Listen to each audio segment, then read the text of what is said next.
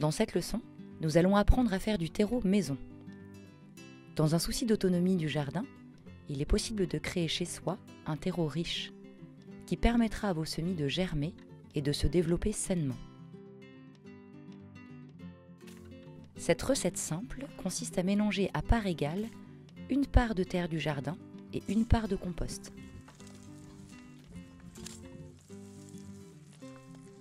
Pour procéder, nous aurons besoin d'un seau de compost,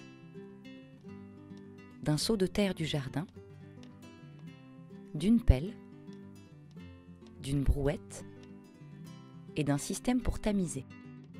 Si vous n'en avez pas, vous pouvez utiliser un simple grillage encadré. Étape 1.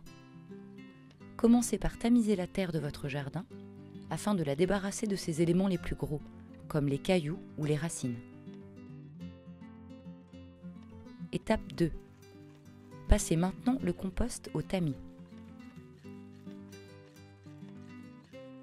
Étape 3. La terre et le compost tamisé sont maintenant dans votre brouette. Procédez à un arrosage et mélangez. Recommencez jusqu'à ce que le terreau atteigne la texture souhaitée. Il doit être humide, sans être boueux. Il ne colle pas aux mains et sa texture est fine et grumeleuse. Si votre terre est argileuse ou lourde, vous pouvez rajouter une part de sable. Cela facilitera le drainage et rendra le terreau plus léger. Votre terreau est prêt à être utilisé. Vous pouvez remplir vos bacs à semis et faire pousser vos graines. Nous allons maintenant étudier la manière de réutiliser le terreau usagé.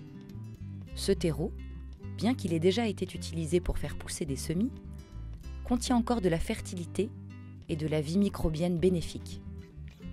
Lorsque le bac à semis est vidé de jeunes pousses, mettez ce vieux terreau de côté. Quand vous avez une quantité suffisante de vieux terreau, procédez au mélange suivant. Une part de vieux terreau, une part de terre du jardin tamisée et une part de compost. Le terreau, qui n'est pas arrosé régulièrement, deviendra hydrophobique, ce qui signifie qu'il ne sera pas en mesure d'absorber l'eau.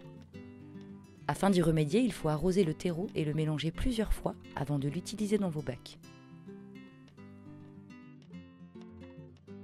Il est important de stocker correctement le terreau pour que celui-ci conserve sa fertilité et la vie microbienne qu'il contient.